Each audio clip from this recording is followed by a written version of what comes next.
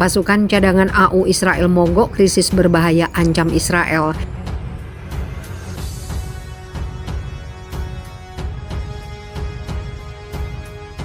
We are citizens of Israel, serving in the army, paying taxes. We're here to say to Israel's government, the more you press, the harder we resist. We are saying no to dictatorship.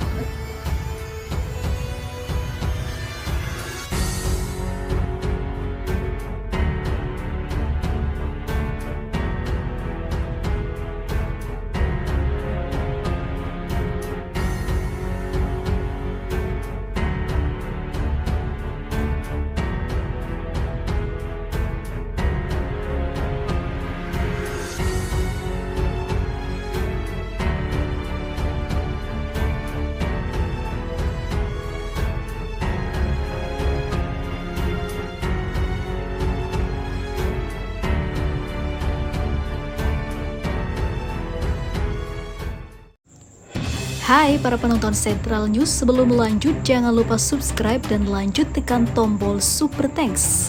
Tombol Super Thanks ada di atas tombol subscribe. Jika Anda ingin mensupport channel kami menyajikan berita yang paling Anda tunggu-tunggu. Terima kasih.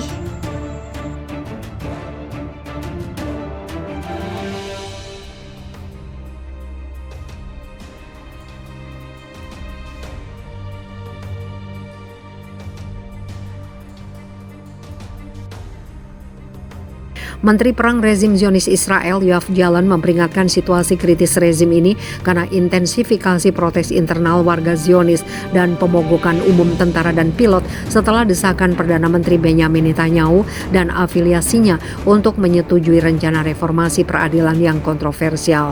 Menurut situs berbahasa Ibrani Walla, Yoav Gallant mengatakan rencana reformasi peradilan harus ditunda karena situasinya menjadi mengkhawatirkan setelah gelombang pengunduran diri pasukan cadangan.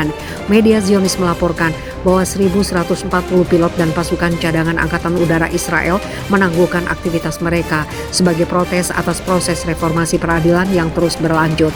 Para perwira Zionis mengirimkan permintaan mereka dalam bentuk pesan tertulis dengan nama dan tanda tangan mereka kepada para komandan militer Israel.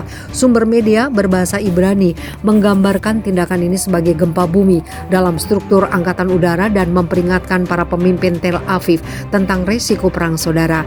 Israel Ziv, Jenderal Cadangan Militer Israel dan mantan Komandan Unit Operasi dalam sebuah wawancara dengan Channel 12 memperingatkan terhadap rencana yudisial Netanyahu. Dia mengatakan bahwa dengan berlanjutnya konflik internal Israel dan ancaman lebih dari 1.000 personil Angkatan Udara untuk menolak dinas militer, maka Israel akan menghadapi krisis yang sangat berbahaya. Menurut surat kabar Yediot Ahronot, krisis militer dan sosial telah menyebabkan militer Israel berubah. Persatuan di antara militer dan institusi lainnya terpecah dan tercerai-berai.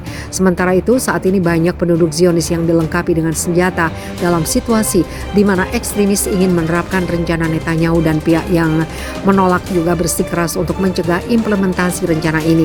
Maka dimungkinkan akan pecah pembangkangan sipil yang menyebabkan bentrokan bersenjata di jalanan antara pendukung reformasi yudisial dan yang menolak reformasi.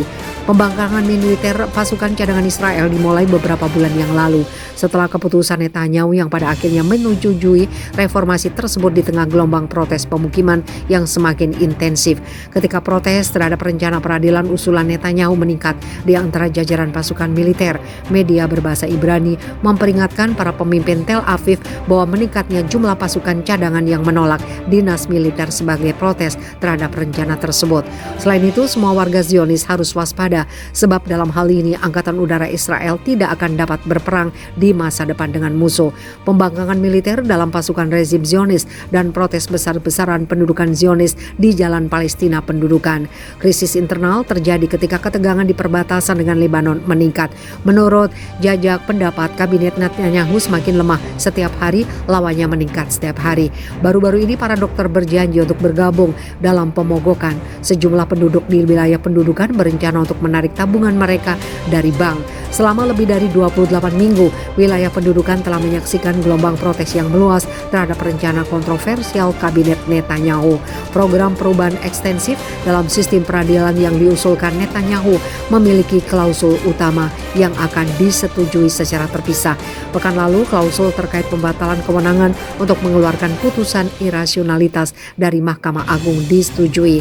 Menurut persetujuan perwakilan sayap kanan dan mendukung Netanyahu, setelah RUU disahkan, Netanyahu dan sekutunya akan memiliki kekuatan yang tidak terkendali dan keputusan mereka tidak akan dibatalkan oleh siapapun. Para penentang reformasi tersebut menilai reformasi ini sebagai cara Netanyahu untuk melarikan diri dari tuntutan hukum. Persetujuan atas rencana yang diusulkan Netanyahu akan memungkinkan anggota Knesset untuk menutup kasus tuduhan korupsi Netanyahu tanpa pengawasan apapun, dan para anggota parlemen akan memilih untuk membebaskannya. Oleh karena itu, ada kepercayaan di antara para pengunjuk rasa bahwa Netanyahu mengorbankan Israel untuk kepentingan pribadinya. Oleh karena itu, ada kemungkinan bagi para oposisi dapat mempertimbangkan pencopotan Netanyahu sebagai opsi jika pembangkangan sipil tidak berhasil.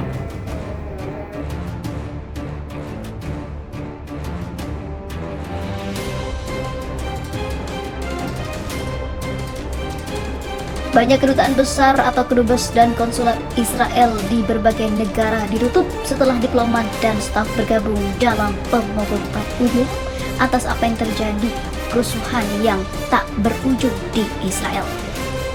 Mereka mogok kerja sebagai protes atas rencana Perdana Menteri Israel Benjamin Netanyahu merombak peradilan negara yang ditentang banyak pihak. Kedutaan besar Israel akan ditutup hari ini sampai pemberitahuan yang tidak jelas dan tidak akan ada layanan konsuler yang akan disediakan. Tweet Elad Stronmeyer, juru bicara kedubes Israel di Amerika Serikat pada Senin pagi. Satu tweet dalam bahasa Ibrani di akun kedutaan mengkonfirmasi pengumumannya itu. Stronmeyer menjelaskan Histadrut, serikat pekerja terbesar Israel, menginstruksikan semua pegawai pemerintah untuk mogok, termasuk misi diplomatik Israel di seluruh dunia mogok kerja. Kedutaan besar Israel di Perancis juga mogok dalam aksi itu.